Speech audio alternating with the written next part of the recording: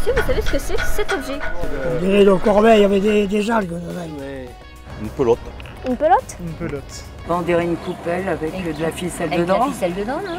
Ou un filet de pêche, non? Ça peut Non. être un filet de pêche. Spaghetti. Non, un truc spaghetti où les moules elles s'accrochent là. Je pense que c'est un panier à palangre, une des techniques utilisées à la pêche sur l'étang. Ah, mais vous connaissez? Enfin. Allez, je suis pêcheur. Ah bah nickel alors. Alors, il y en a plein d'autres aussi. Si ça vous dit, je vous embarque, j'y vais là. Là, on va aller voir une autre famille de métiers, c'est les métiers pièges. Alors voilà le piège à escargot.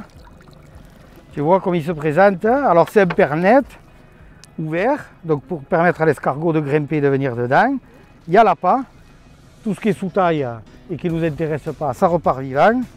Et on garde que ce qu'on veut.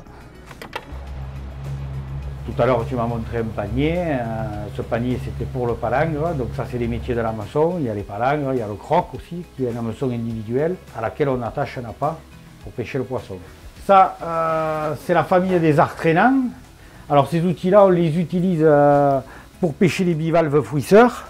Il y a la famille des filets, on va dire qu'on cale comme ça, liffrant et trémaille. C'est cette famille de filets-là. Il n'y a qu'une nappe de filet. Et c'est de la maille de 45, c'est pour pêcher essentiellement la dorade.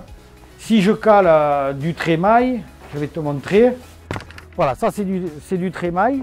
Tu as d'un côté cette maille-là et de l'autre cette maille-là. Ce qui va faire que le poisson, quand il se prend, il va faire des poches comme ça.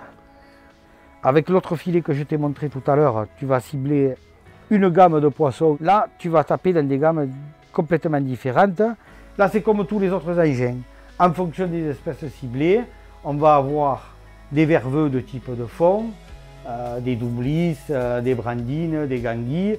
On va en avoir d'autres qui vont jusqu'à la surface, des manières, des triangles, etc. Il y a donc toute une gamme, une palette de verveux qui s'adapte en fonction des saisons, des zones, des secteurs de pêche et des espèces ciblées. C'est un peu comme la palangre.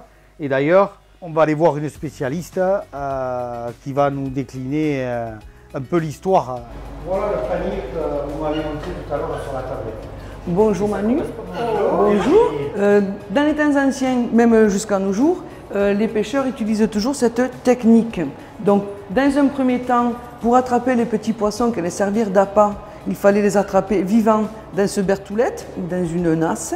Donc, à l'intérieur, on va glisser des moules écrasés et on va positionner cette nasse au fond de l'étang, de façon à appâter les poissons, en les mettant dans cette chambouille.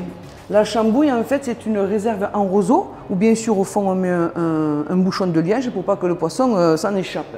Alors, le palangre, c'est une corde avec des hameçons tout le long. Ce sont les femmes des pêcheurs qui les installent sur le panier, de façon à ce que le pêcheur, quand il arrive sur son bateau, va pouvoir le défaire sans avoir de nœud. Ça répond à votre question? Oui. Bien.